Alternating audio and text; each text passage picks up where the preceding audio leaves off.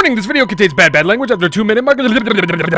ShinRobjira. What's going on there, friends and neighbors? I am ShinRobjira, and today I'm going to be talking about the NECA Neomorph figure from Alien Covenant, which I don't own on DVD or Blu-ray. Not because I don't like it, I just couldn't be to buy it yet. So I'm going to keep this short and simple. Simple and clean. Do you remember this guy?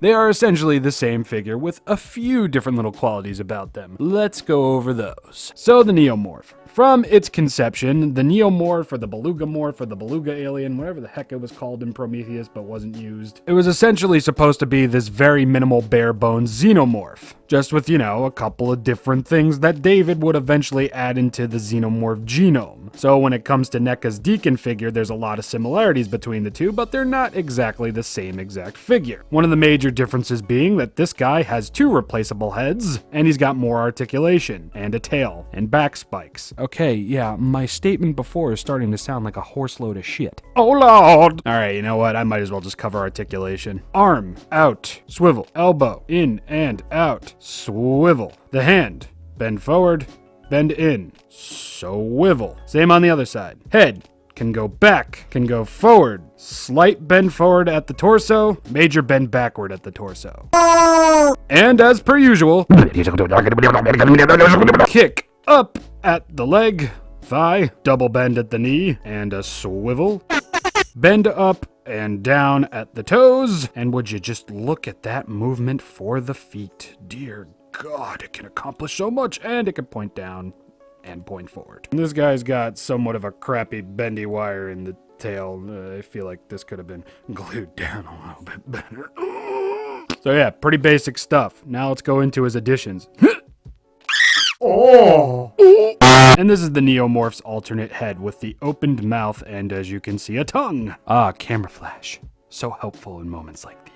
As you can see, we've got some pretty gnarly looking details in the teeth, the gums, and on the inside of the mouth. As you can see, the Neomorph has a very normal tongue, and he really doesn't have a mouth inside of his mouth. He more so has a mouth inside of his face, because if you look at his butthole face right here, you can see that the mouth really isn't like the teeth, and the majority of the mouth really isn't present on his face. He kind of just looks like a puckered ass hole. So like his mouth kind of just comes out of his face, so I guess that kind of helps or something. As you can see, this guy has some ears on the side of his head, on both sides of his heads. And as you can see, those ears are accentuated upon with the help of some pink hues added into the paint. Very, very nice, NECA. I see what you did there. And on the alternate head, you can see that the eye areas are somewhat accentuated upon with pink. Not so much on the alternate head. It kind of looks like the white paint on this figure is peeling off, but this is how I got the figure, like right out of the box and everything. But as you can see, between these two heads, they essentially have the same amount of detail. It's just one has an asshole for a face and the other one has an open mouth. Taking a look at the rest of the figure, you're going to get that very scattered white on this rather, I want to say like translucent gray looking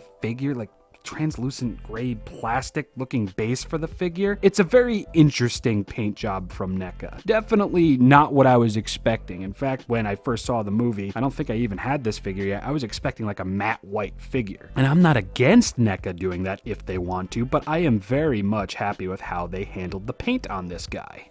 Or girl. It's a belly button, not a vagina. And a lot more of those pink hues can be seen all around on the figure, from the rib cage to the stomach. There's even some on the inside of the thighs. There is some on its back and on its ass as well. And yeah, you're going to get some on the shins as well. They're not like hyper pink. They're kind of like slightly blended pink, so it doesn't look, too out of place. So yet again, I commend NECA for that. Now, aside from this guy or girl essentially being just a very basic xenomorph build, the articulation in this figure is very fantastic. As I already showed off, I really love that you are able to get this thing into a crouched position. And with the posability of the arms and the hands, this figure can actually sit and stand within those stances. Oh yeah. And I also really like that NECA made these very soft rubbery spikes over here. Since they are soft and rubbery, you don't have to worry about this thing falling and then breaking. And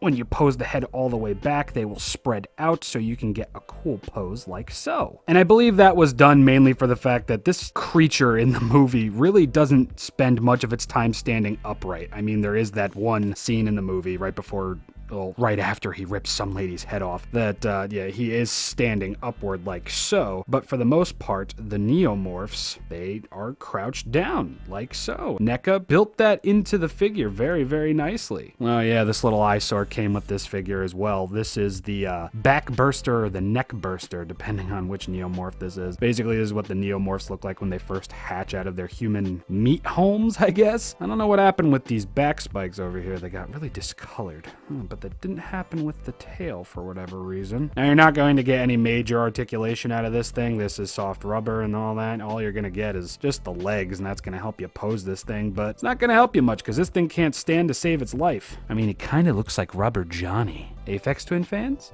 Anybody? Yeah. And he doesn't really have much of a face. Again, Rubber Johnny. But I do commend NECA. There are some very, very fantastic details on this thing. Very, very little details. Like you could see the rib cage, you could see his pectorals, got a little bit of a beer gut there. You can see the knobby knees and back knees and his toes and his fingers. And you can kind of see where his eyes would be in his weird little face. So much love to you, NECA.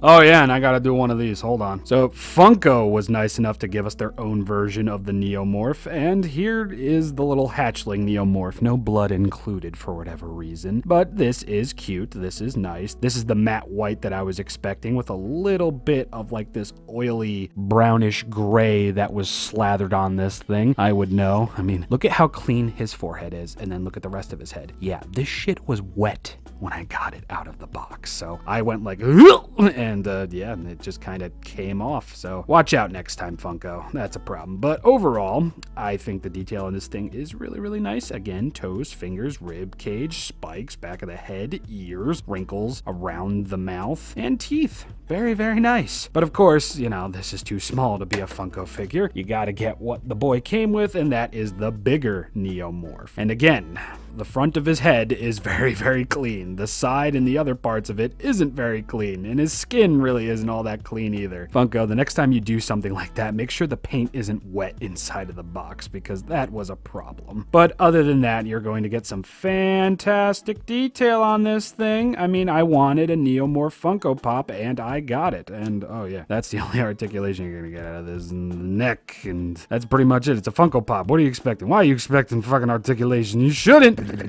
So yeah, there's your Funko Neomorph segment for this particular figure.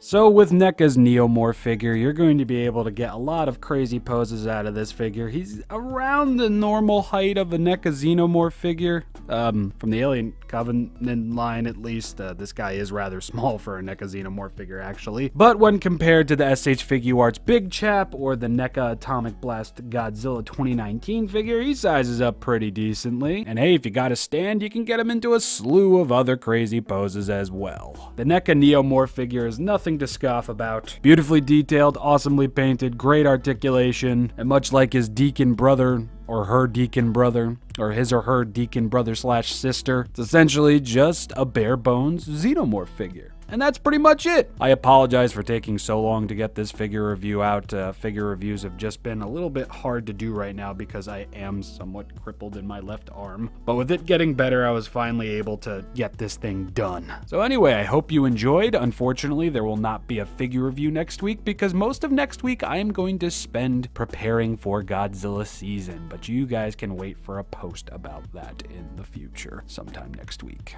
I have been ShinRobjira. I do hope you enjoyed this video, and I will see you all, next time. I mean, the day I am recording this, I'm actually going to be doing my first editing stream, so that should be fun. So I'll see you all there. Hi, everybody there.